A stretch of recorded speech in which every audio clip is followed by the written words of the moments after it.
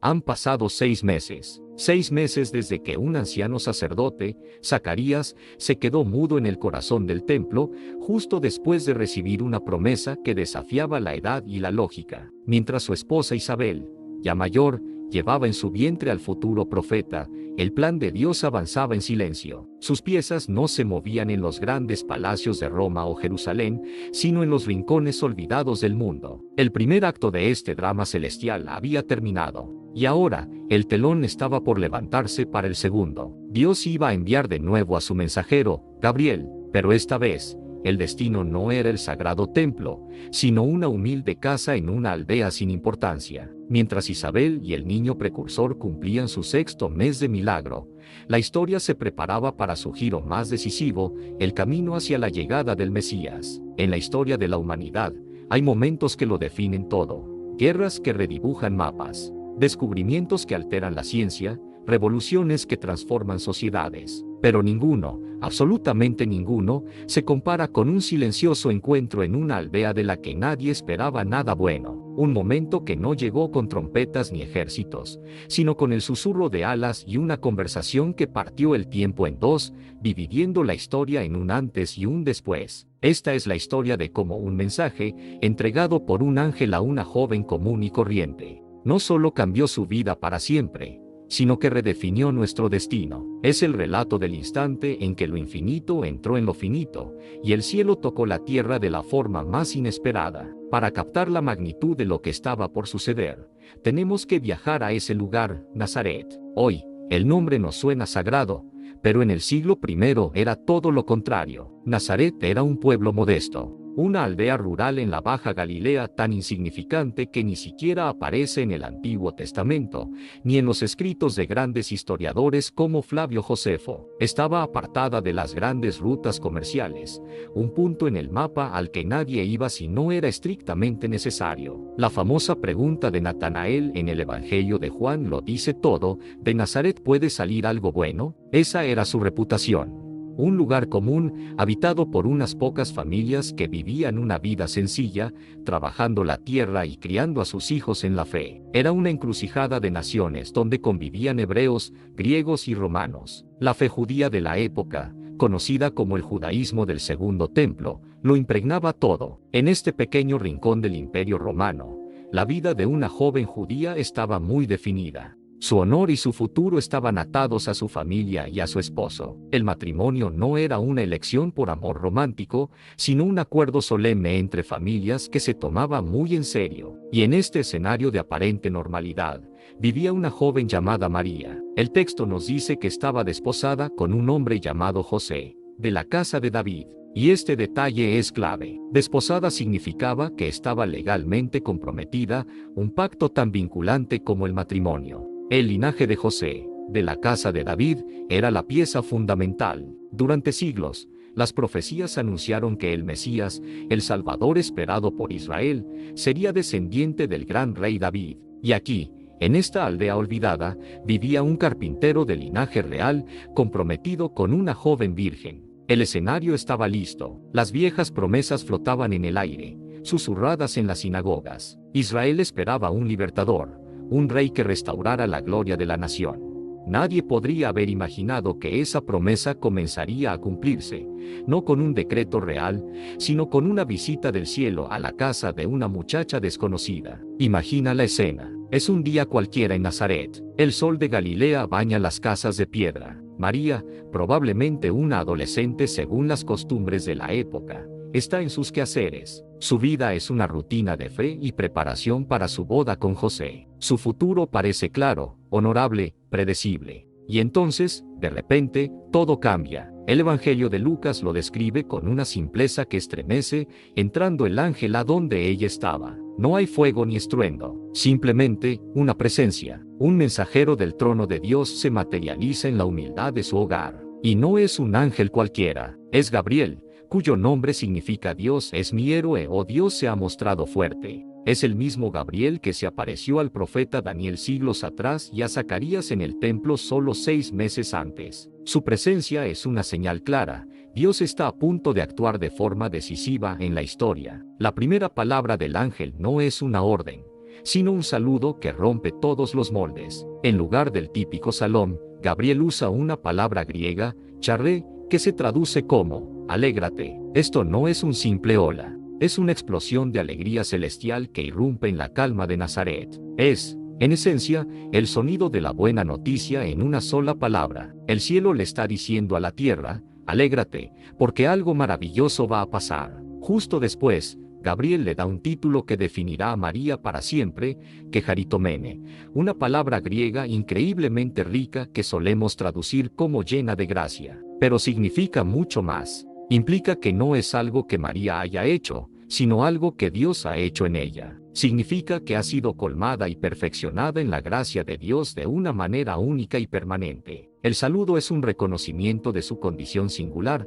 preparada por Dios desde siempre para esta misión. La reacción de María es profundamente humana. No se asusta por ver a un ángel, sino por sus palabras. Su humildad es tan grande que no entiende por qué un mensajero de Dios la saludaría con tantos honores. Alégrate, llena de gracia. En su mente, ella es simplemente María de Nazaret. Su turbación no es por miedo, sino por un asombro humilde. Es la reacción de un alma pura que no se siente digna de ese elogio y que busca entender la voluntad de Dios en cada palabra. El ángel, al ver su confusión, la tranquiliza con palabras que han sido un consuelo para millones. No temas, María, porque has encontrado gracia ante Dios. Es una doble afirmación, destierra el miedo y le recuerda la razón. No es por sus méritos, sino por el favor inmerecido de Dios. Y entonces, Gabriel entrega el mensaje que cambiaría la historia. Concebirás en tu vientre y darás a luz un hijo, y le pondrás por nombre Jesús. Cada palabra pesa. Concebirás y darás a luz, una promesa de maternidad que parecía imposible. Y el nombre, Jesús, en hebreo, Yeshua, que significa Yahvé salva. Desde el principio, la misión del niño está en su nombre, él viene a salvar. Pero el ángel sigue, describiendo al niño con títulos que debieron resonar con fuerza en el corazón judío de María. Él será grande, y será llamado Hijo del Altísimo. La grandeza de este niño es la grandeza de Dios mismo. Hijo del Altísimo lo pone en una categoría completamente distinta a cualquier profeta o rey. Luego, Gabriel conecta la promesa con la esperanza más profunda de Israel. El Señor Dios le dará el trono de David, su padre. Reinará sobre la casa de Jacob para siempre, y su reino no tendrá fin. Esta era la descripción exacta del Mesías esperado. Heredaría el trono del rey David, pero su reino, a diferencia del de David, no tendría fin. Ante todo esto, María no duda del mensaje, sino que hace una pregunta lógica y práctica que demuestra tanto su fe como su razón. María le dijo entonces al ángel, ¿cómo podrá ser esto, puesto que yo permanezco virgen? No dice eso es imposible, sino, ¿cómo será? Acepta el que tendrá un hijo que será el Mesías, pero pregunta por el cómo, ya que su virginidad hacía imposible una concepción natural. Es una pregunta que no nace de la incredulidad, sino del deseo de entender. La respuesta de Gabriel es una de las declaraciones más profundas de toda la Biblia. El Espíritu Santo vendrá sobre ti, y el poder del Altísimo te cubrirá con su sombra. La concepción no será por obra de hombre, sino de Dios. La imagen de ser cubierta con su sombra es la misma que se usa en el Antiguo Testamento para describir la nube de la gloria de Dios que llenaba el tabernáculo. Así como Dios habitó en el Arca de la Alianza, ahora su poder habitaría en María, convirtiéndola en el primer tabernáculo viviente, el Arca de la Nueva Alianza que llevaría a Dios mismo. Por eso, explica el ángel, el santo, que va a nacer de ti, será llamado Hijo de Dios. Y para anclar esta increíble promesa en algo tangible, Gabriel le da una señal que ya estaba ocurriendo. Ahí tienes a tu pariente Isabel, que a pesar de su vejez, ha concebido un hijo, porque no hay nada imposible para Dios. El milagro en la vida de Isabel sirve para confirmar el milagro que se obrará en María. Si Dios puede dar vida a un vientre anciano y estéril, también puede darla a un vientre virgen. La frase final, nada hay imposible para Dios, es el sello de toda la conversación. Es la respuesta definitiva a cualquier lógica humana, a todo miedo y a toda duda. Todo el plan de Dios para la redención de la humanidad pendía de la respuesta de una joven en una aldea desconocida. El poderoso ángel Gabriel esperaba. El cielo entero esperaba. Y entonces, María pronunció las palabras que desataron el mayor evento de la historia. Con una mezcla de humildad total y una valentía inquebrantable, respondió: He aquí la esclava del Señor, hágase en mí según tu palabra. Pensemos en la profundidad de esa respuesta. He aquí la esclava del Señor. No se ve a sí misma como una reina ni como la protagonista. Se identifica con el título más humilde, una sierva, alguien cuya única voluntad es servir a su amo. Es una entrega total. Su vida, su cuerpo, su futuro, su reputación. Todo lo pone en manos de Dios. Y luego, la frase conocida como Sufiat, del latín hágase en mí según tu palabra. Esto no es una resignación pasiva, es un sí dicho con plena conciencia de lo que significaba. Significaba un embarazo inexplicable que podía ser castigado con la lapidación. Significaba la posible confusión y el dolor de su prometido, José. Significaba un futuro que no podía comprender, lleno de misterios, alegrías y un dolor tan profundo que una espada atravesaría su alma. Su sí fue el acto de fe definitivo. Aceptó lo que no podía entender, confiando no en su capacidad, sino en la fidelidad de Dios. Con esas sencillas palabras, la puerta que él no deba había cerrado en el jardín del Edén se abrió de par en par. A través de su obediencia, María se convirtió en la puerta por la que el Salvador entraría al mundo. En ese instante, en el silencio de esa casa en Nazaret, el Verbo se hizo carne. El Dios eterno e infinito tomó naturaleza humana en el vientre de una virgen. La encarnación se había producido. La historia se había partido en dos para siempre. Y todo comenzó con el humilde y poderoso sí de una joven de Nazaret. El evangelista cierra la escena con una simpleza sublime, y el ángel se retiró de su presencia. Su misión estaba cumplida, pero para María, la aventura apenas comenzaba. Llevaba dentro de sí un secreto sagrado, una promesa viviente, y su primer impulso no fue quedarse quieta, sino ponerse en camino. Con el eco de las palabras del ángel aún en su corazón y el milagro de la encarnación ya siendo una realidad dentro de ella, María no se quedó sola en su asombro. Lucas nos dice que se levantó María y se fue con prontitud a la región montañosa. La clave aquí es con prontitud. No hubo dudas ni demoras. Su respuesta al plan de Dios no fue solo de aceptación, sino de acción inmediata. Este viaje no era un simple paseo. El trayecto desde Nazaret, en Galilea, hasta la región montañosa de Judá, era un camino largo y difícil de varios días, expuesto a peligros. Pero para María, el viaje era una necesidad del alma. El ángel le había dado una señal, el embarazo de su pariente Isabel. Y María se pone en marcha, en un acto de servicio y de comunidad.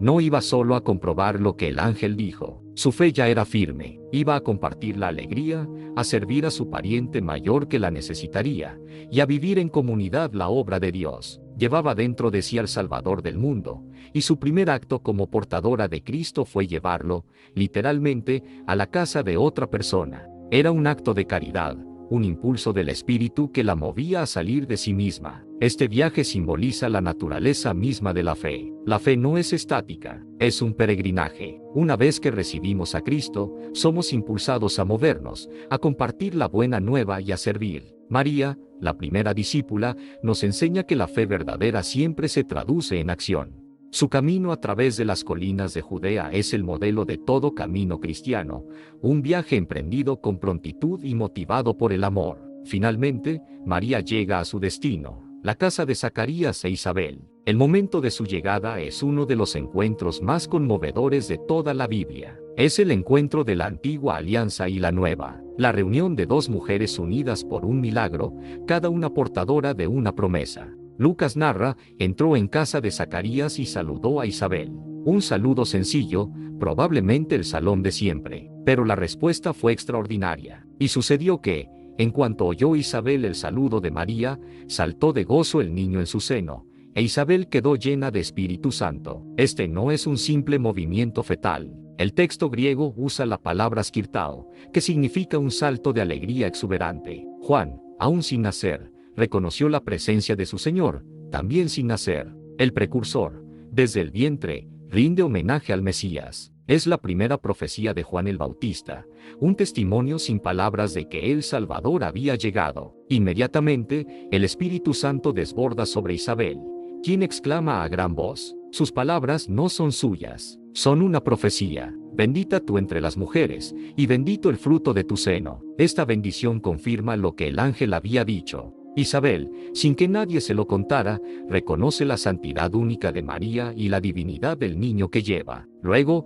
con una humildad increíble, Isabel pregunta, ¿y de dónde a mí que la madre de mi Señor venga a mí? Reconoce a María no solo como su prima, sino como la madre de mi Señor. Es la primera confesión de fe explícita en la divinidad de Jesús en el Evangelio de Lucas. Isabel entiende que la joven frente a ella es el arca de la nueva alianza, portadora de Dios mismo. Finalmente, Isabel pronuncia una bienaventuranza que es el corazón de la visitación, feliz la que ha creído que se cumplirían las cosas que le fueron dichas de parte del Señor. ¡Qué contraste! Mientras su esposo Zacarías dudó en el templo y quedó mudo, María creyó en la humildad de su hogar y fue declarada feliz o bienaventurada. La bendición no es por lo que ha hecho, sino por lo que ha creído. Su fe es la causa de su felicidad.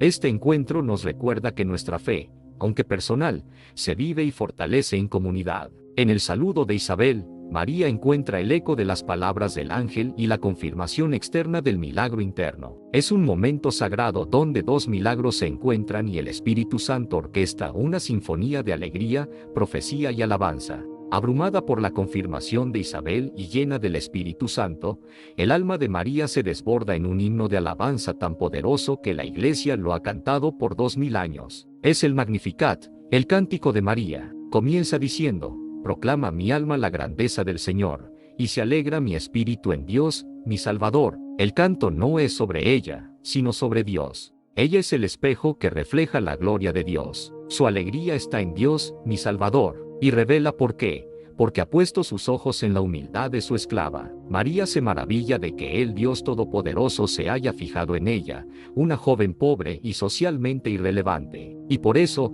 predice con audacia: desde ahora todas las generaciones me llamarán bienaventurada. No es arrogancia, es asombro. Sabe que lo que Dios ha comenzado en ella resonará por toda la historia. La razón es clara: porque el Poderoso ha hecho obras grandes en mí, su nombre es santo. La obra grande es la encarnación.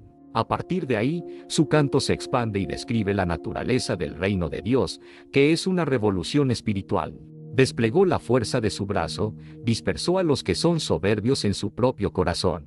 Dios desbarata los planes de los arrogantes, derribó a los poderosos de sus tronos y enalteció a los humildes. Esta es la gran inversión del Magnificat. En el reino de Dios, las jerarquías del mundo se ponen de cabeza. Los poderosos y opresores serán derribados, y los humildes y olvidados serán exaltados. A los hambrientos colmó de bienes, y a los ricos los despidió vacíos. Esto no es solo hambre física. Quienes reconocen su necesidad de Dios serán saciados, pero los autosuficientes, los que creen no necesitar nada, se irán con las manos vacías. El Magnificat no es un canto dulce y pasivo, es un manifiesto revolucionario, tan radical que algunos regímenes autoritarios han prohibido su recitación. Declara que el poder y la riqueza mundanos no significan nada para Dios. Su criterio es la humildad y la fe. Finalmente, María conecta el milagro presente con las promesas pasadas. Auxilió a Israel, su siervo, acordándose de su misericordia como lo había prometido a nuestros padres en favor de Abraham y de su linaje por los siglos. Ella entiende que lo que le sucede es el cumplimiento de la promesa que Dios hizo a Abraham. El niño en su vientre es la culminación de siglos de espera. El Magnificat es el puente perfecto entre el Antiguo y el Nuevo Testamento, el canto de una mujer llena de fe que anuncia la llegada de un reino que pondrá el mundo del revés. La historia de la Anunciación y la Visitación no es solo un relato antiguo. Es una fuente de lecciones que nos hablan directamente hoy. La primera lección que nos deja es la de la obediencia humilde. Ante un plan que desafiaba la lógica, la respuesta de María fue: hágase en mí según tu palabra. Ella nos enseña a decir sí al plan de Dios, confiando en que su sabiduría es infinitamente mayor que la nuestra. También nos muestra el camino de la docilidad al Espíritu Santo. Inmediatamente después del anuncio, se fue con prontitud a servir. ¿Estamos atentos a los impulsos del Espíritu, dispuestos a salir de nuestra comodidad para llevar a Cristo a los demás con actos de amor? La visitación nos revela el poder de la fe confirmada en comunidad. Nadie es una isla en la vida espiritual.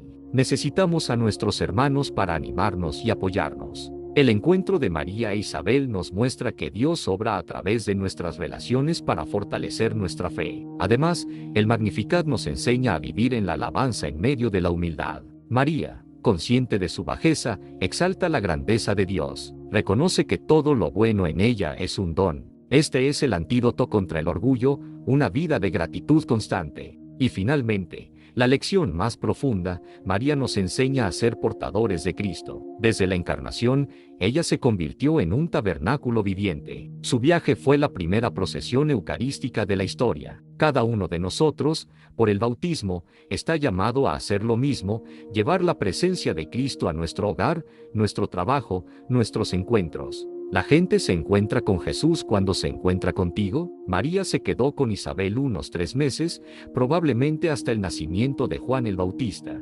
Fortalecida en su fe, regresó a Nazaret, a enfrentar el desafío de explicar lo que Dios había hecho en ella. El viaje a las montañas de Judá había terminado, pero su verdadero viaje apenas comenzaba. Con el canto de la revolución de Dios en su corazón, María volvió para enfrentar lo que venía. Pronto, la providencia se movería de nuevo, no con un ángel, sino con el decreto de un emperador en Roma. Un censo la obligaría a ella y a José a emprender otro viaje, uno que los llevaría a la pequeña ciudad de David, a Belén, donde el Salvador del mundo finalmente vería la luz. Pero esa es una historia para nuestro próximo encuentro. La historia de la Anunciación y la Visitación nos hace una pregunta fundamental.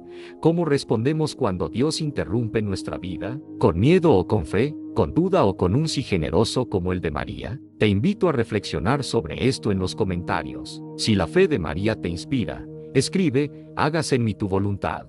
Comparte este video con alguien que necesite escuchar este mensaje de fe, esperanza y la increíble noticia de que para Dios, nada es imposible. María ahora lleva la promesa en su vientre. José enfrentará una decisión difícil. El Imperio Romano pronto entrará en escena. La promesa ya fue dada. Ahora el camino llevará a Belén. En el próximo episodio veremos cómo Dios mueve imperios para cumplir su palabra. El viaje a Belén y el nacimiento de Jesús. Suscríbete para seguir esta serie cronológica. Comparte este video con alguien que necesita recordar que Dios aún habla.